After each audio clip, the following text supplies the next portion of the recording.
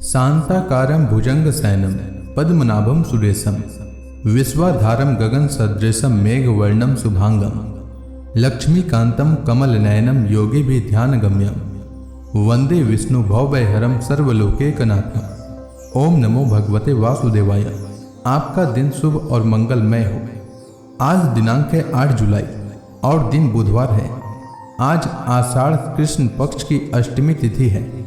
आज सूर्योदय का समय सुबह 5:30 और सूर्यास्त का समय शाम 7:23 रहेगा। ब्रह्म मुहूर्त रहेगा सुबह 4:09 से सुबह 4:49 तक। वहीं राहु काल दोपहर 12:26 से दोपहर 2:10 तक रहेगा। आइए सुनते हैं आषाढ़ मास कथा का आज का अध्याय। श्री सुखदेव जी कहते हैं, परीक्षित, वितत अर्थात भरद्वाज का पुत्र था मन्यु। मन्यु के 5 पुत्र हुए, बृहत्क्षत्र, जय, महाविद्य, नर और गर्ग। नर का पुत्र था संकृति। संकृति के 2 पुत्र हुए, गुरु और रंति देव। परीक्षित, रंति देव का निर्मल यश इस लोक और परलोक में सब जगह गाया जाता है। रंति देव आकाश के समान बिना उद्योग के ही देववश प्राप्त वस्तु का उपभोग करते और दिनों दिन उनकी पूंजी घटती जाती। जो कुछ मिल जाता उसे भी दे डालते और स्वयं भूखे रहते। वे संग्रह परिग्रह ममता से रहित तथा बड़े धैर्यशाली थे और अपने कुटुंब के साथ दुख भोग रहे थे। एक बार तो लगातार 48 दिन ऐसे बीत गए कि उन्हें पानी तक पीने को न मिला। 49वें दिन प्रातः काल ही उन्हें कुछ घी, खीर, हलवा और जल मिला। उनका परिवार बड़े संकट में था। भूख और प्यास के मारे वे लोग कांप रहे थे। परंतु ज्यों ही उन लोगों ने भोजन करना चाहा, त्यों ही एक ब्राह्मण अतिथि के रूप में आ गया। रंति देव सब में श्री भगवान के ही दर्शन करते थे, अतएव उन्होंने बड़ी श्रद्धा से आदर पूर्वक उसी अन्न में से ब्राह्मण को भोजन कराया। ब्राह्मण देवता भोजन करके चले गए।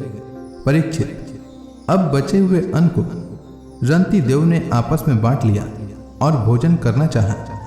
उसी समय एक दूसरा शूद्र अतिथि आ गया। रंति देव ने भगवान का स्मरण करते हुए उसे बचे हुए अन्न में से भी कुछ भाग शूद्र के रूप में आए अतिथि को खिला दिया। जब शूद्र खा पीकर चला गया, तब कुत्तों को लिए हुए एक और अतिथि आया। उसने कहा, राजन, मैं और मेरे एक कुत्ते बहुत भूखे हैं, हमें कुछ खाने को दीजिए। रंति देव ने अत्यंत आदर भाव से जो कुछ बच रहा था सब का सब उसे दे दिया और भगवानमय होकर उन्होंने कुत्ते और कुत्तों के स्वामी के रूप में आए हुए भगवान को नमस्कार किया। अब केवल जल ही बच रहा था और वह भी केवल एक मनुष्य के पीने भर का था। वे उसे आपस में बांटकर पीना ही चाहते थे कि एक चांडाल और आ पहुंचा। उसने कहा, मैं अत्यंत नीच हूं, मुझे जल पिला दीजिए।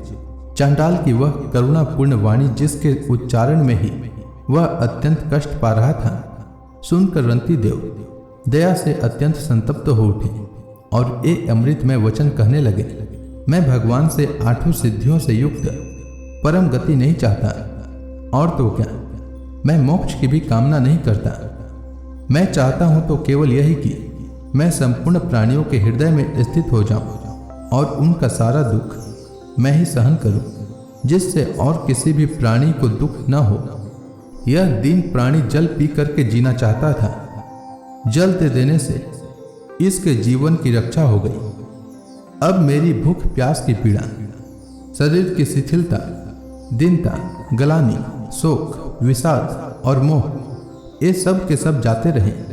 मैं सुखी हो गया।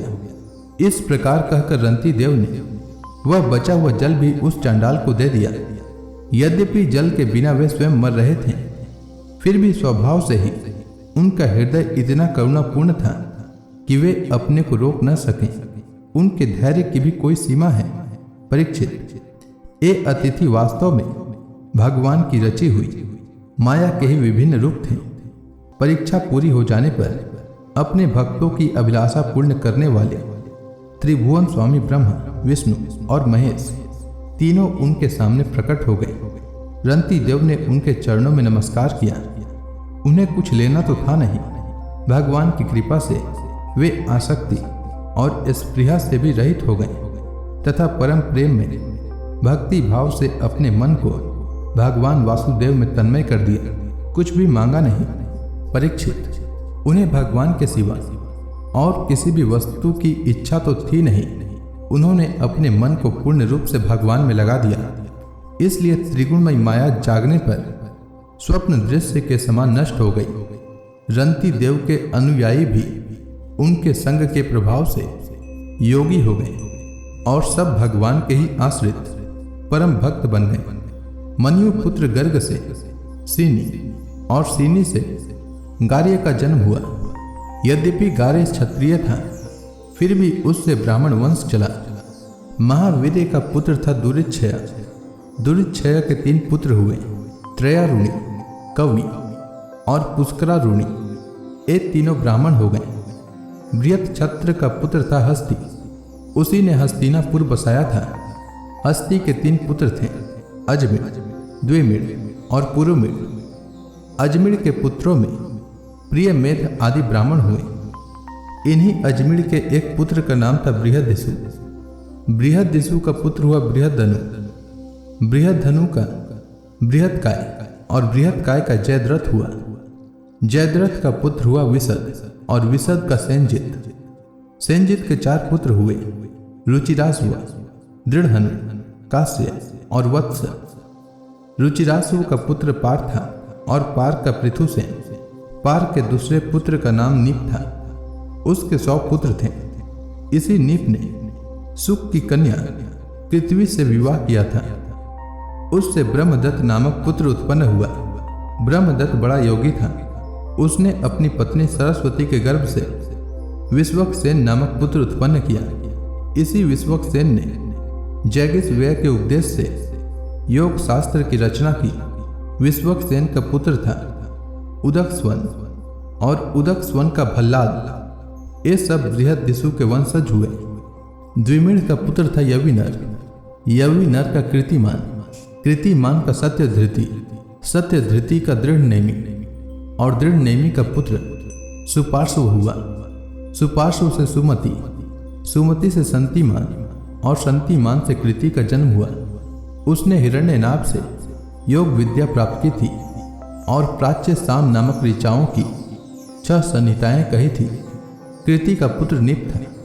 निप का उग्रायुध, उग्रायुध का क्षम्य, क्षम्य का सुवीर और सुवीर का पुत्र था रिपुंजय। रिपुंजय का पुत्र था बहुरथ। द्विमिड़ के भाई पुरुमिड़ को कोई संतान न हुई। अजमिड़ की दूसरी पत्नी का नाम था नलिनी। उसके गर्भ से नील का जन्म हुआ। नील का शांति, शांति का सुशांति, सुशांति का पुरुष, पुरुष का अर्क और अर्क का पुत्र हुआ भम्यासुव।